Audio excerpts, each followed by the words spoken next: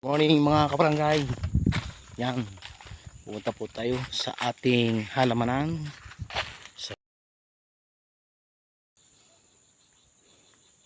Good morning po mga kabarangay. Pupunta po tayo sa ating halamanan. Yan. Dito po halamanan Indautol. Indautol po yan. Kamutihan. Ito pa po sa kabila. Yan. Kamutihan po lahat yan. Yung atin po ay nandun sa ibabaan. Doon po tayo sisa. Tingnan nyo ating tanim na mais kung may bunga na. Ilang araw po tayong hindi napadaan din.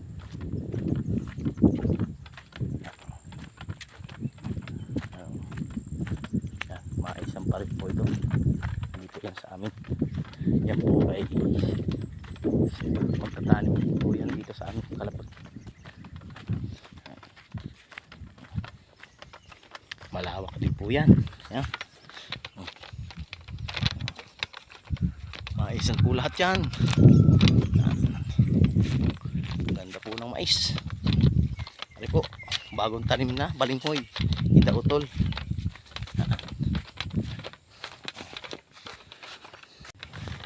Ari naman po yung sa amin, sa aming tanim. Yan. Yan, labas na po ang bulaklak ng aming mais. Yan. Mabababa po siya, gawa ng malakas po dito ang hangin nung nakaraan. Yan. Po. Lumalabas na ang kanyang pinakapuso. Yan. May bunga na po siya. Yan.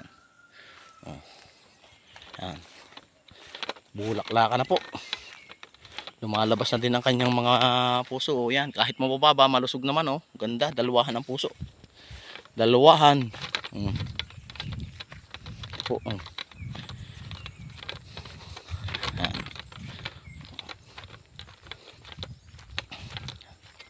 Po.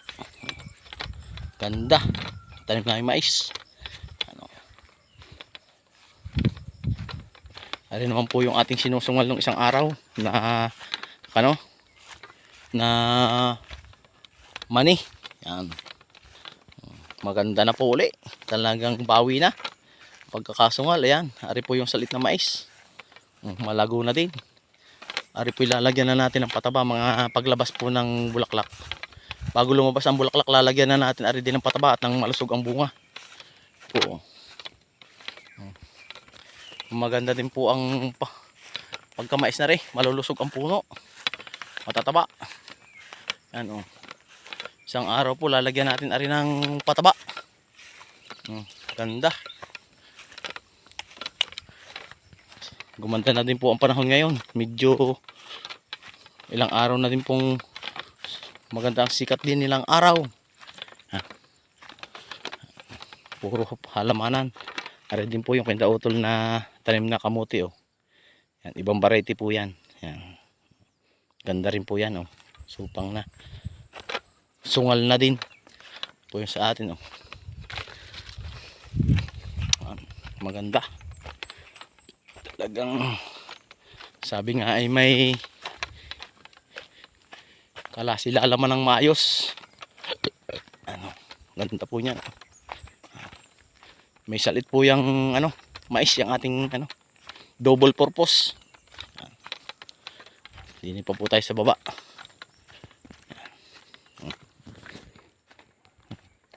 Yan po yung kamutihan ng Indautol. Nalago na. Meron na yan pong pataba. Kalalagay laang. Ganda.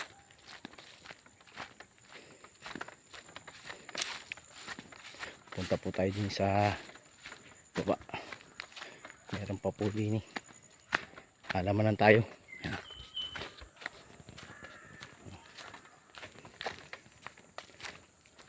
Mag-uula pati po tayo ng aming alagang baka sa kalabaw. Nandyan po yung aking lawigan sa baba kasi dito po sa Ilaya wala na pong lawigan dyan. Marami din pong alaga sila Indautol na hayop.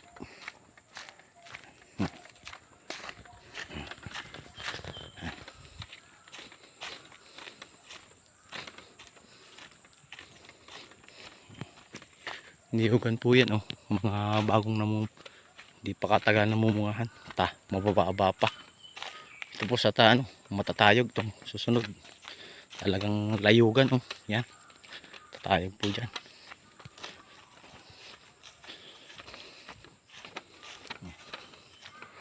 Nako, nagsabit ang kabayo. Kanina yan. Hindi yan sa amin. Kasabid, oh. Yan.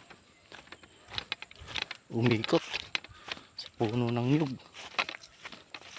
Kasabid. Lubid.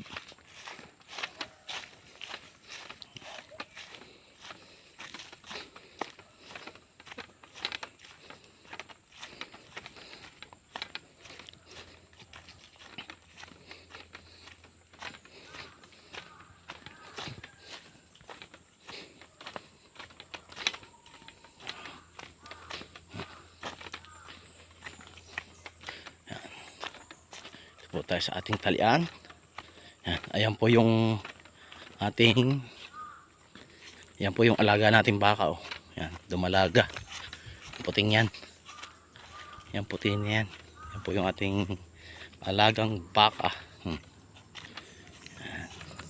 Yan po ang ating uulahin, oh. Yan, nag-aantay na. Nang tinanghali po tayo ng pag-uula. Gawa ng inihatid pa po natin yung aking dalawang anak pupunta sa bayan. Kaya tinanghali po tayo ngayon.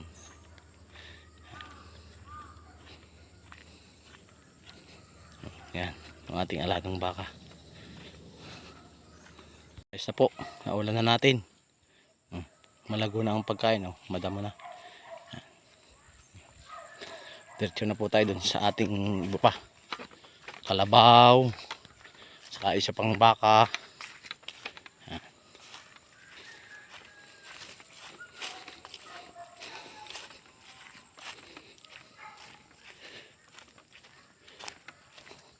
Pasensya na po kayo kung magalaw ang camera. Naglalakad po kasi tayo. Yan. Habang nagbibideo.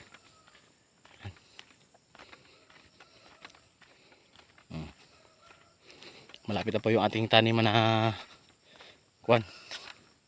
kamutihan natin na isang palagay na medyo may luwang din ng konti. Yan po ay katapusan ng March ang harvest ng ating tanim na ari. Ari po yung kaunahan natin tanim ay. Kaya po yan ang mauunang harvestin.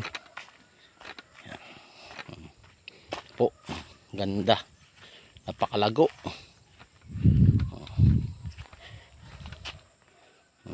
Yan. Yan. Oh. Yan po yung ating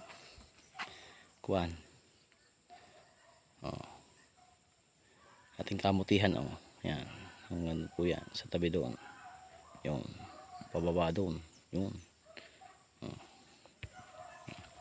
Yan. Labak po niyan. Mga tatlong araw o 4 na araw namin yang hina-harvest. Pag po yan hinarvest na. Yan. Pala may laglag na dahon ng niyog. Maaalis po natin yan.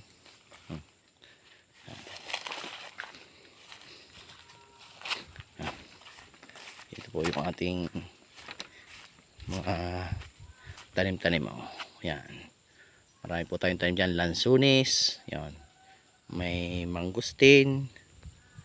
Oh, yan. Mangustin po yan. Puno po ng tanim yan. Ating lupa na yan. Gabi.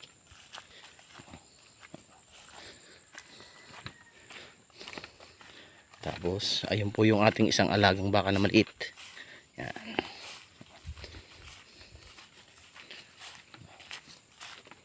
Po, yun yung ating kamutihan, oh.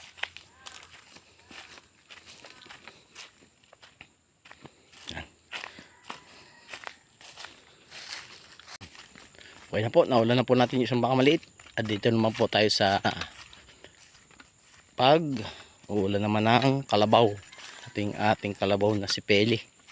Yan. pupuntahan din po natin ngayong umaga. Ating ilalawig.